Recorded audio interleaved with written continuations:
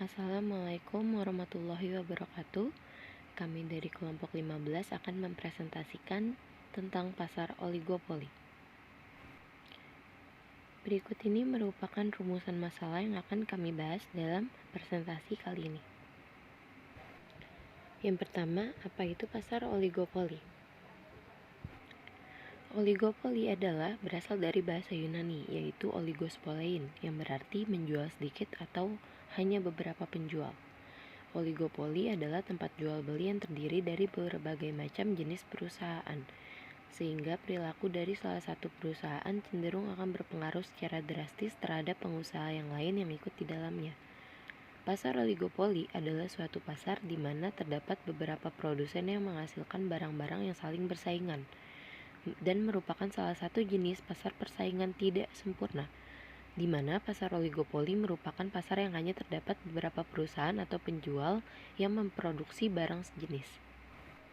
Yang kedua, ciri-ciri pasar oligopoli. Ciri-ciri pasar oligopoli yaitu terdapat banyak pembeli di pasar, adanya hambatan untuk memasuki pasar bagi pesaing baru, hanya terdapat beberapa penjual dalam pasar, adanya saling ketergantungan antara perusahaan atau produsen, produk yang dijual bisa bersifat identik namun bisa pula berbeda dengan kualitas standar yang telah ditentukan, dan penggunaan iklan yang sangat intensif. Yang ketiga, ada faktor-faktor terbentuknya pasar oligopoli. Pasar oligopoli pada dasarnya dapat terbentuk karena dua hal, yaitu skala ekonomis. Pada umumnya, perusahaan dalam pasar oligopoli didukung oleh teknologi padat modal dalam proses produksinya. Hal ini dapat dikatakan dapat membangun suatu industri di dalam sistem pasar oligopoli membutuhkan dana yang cukup besar dengan sumber daya yang besar pula. Contohnya pada bidang otomotif. Pada industri otomotif, produksi akan mencapai skala ekonomis bila jumlah produk yang dihasilkan sangat besar. Yang kedua, kompleksitas manajemen. Tentunya, selain memiliki modal yang cukup besar, perusahaan juga dituntut untuk memiliki kemampuan manajemen yang sangat baik. Struktur industri oligopoli ditandai dengan adanya kompetisi harga dan non-harga. Perusahaan harus cermat dalam memperhitungkan setiap keputusan agar tidak menimbulkan reaksi yang merugikan dari perusahaan pesaing. Yang keempat, macam-macam pasar oligopoli. Pasar oligopoli dibagi menjadi dua, yaitu pasar oligopoli murni dan pasar oligopoli dengan pembedaan. Yang dimaksud murni merupakan praktek oligopoli di mana barang yang diperdagangkan merupakan barang yang bersifat identik. Misalnya, praktek oligopoli pada produk air mineral dalam kemasan ataupun semen. Lalu pasar oligopoli dengan pembedaan, yaitu merupakan suatu bentuk praktek oligopoli di mana barang yang diperdagangkan dapat dibedakan.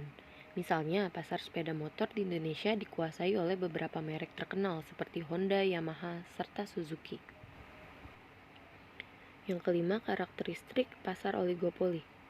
Seperti yang telah dikemukakan sebelumnya, kita dapat mengetahui karakteristik pasar oligopoli, yaitu hanya sedikit perusahaan dalam industri. Secara teoritis, sulit sekali untuk menetapkan berapa jumlah perusahaan di dalam pasar agar dapat dikatakan oligopoli. Namun untuk dasar analisis, biasanya jumlah perusahaan diasumsikan kurang dari 10. Dalam kasus tertentu, hanya dapat 2 perusahaan atau duopoli. Kekuatan perusahaan-perusahaan dalam industri dapat diukur dengan menghitung rasio konsentrasi. Produk homogen atau terdiferensiasi. Perbedaan sifat output yang dihasilkan akan mempengaruhi perilaku perusahaan dalam mencapai kondisi optimal atau laba maksimum. Jika dalam pasar persaingan sempurna, perusahaan mengatur jumlah output untuk meningkatkan laba. Dalam pasar monopoli, hanya satu perusahaan yang mampu mengendalikan harga dan output. Maka dalam pasar oligopoli, bentuk persaingan antar perusahaan adalah persaingan harga atau pricing strategy, dan non-harga, non-pricing strategy. Karakteristik selanjutnya adalah pengambil keputusan yang saling mempengaruhi. Keputusan perusahaan dalam menentukan harga dan jumlah output akan mempengaruhi perusahaan lainnya, baik yang sudah ada maupun yang masih di luar industri. Karenanya, guna menahan perusahaan potensial untuk masuk industri, Perusahaan yang sudah ada menempuh strategi menetapkan harga jual terbatas atau limiting price, yang membuat perusahaan menikmati laba supernormal di bawah tingkat maksimum. Selanjutnya, kompetisi non-harga atau non-pricing competition. Dalam upaya mencapai kondisi optimal, perusahaan tidak hanya bersaing dalam harga, namun juga non-harga. Adapun bentuk-bentuk kompetisi non-harga antara lain berupa sebagai berikut. 1. Pelayanan, purna jual, serta iklan untuk memberikan informasi. 2. Membentuk citra yang baik terhadap perusahaan dan merek. Dan 3. Mempengaruhi perilaku konsumen.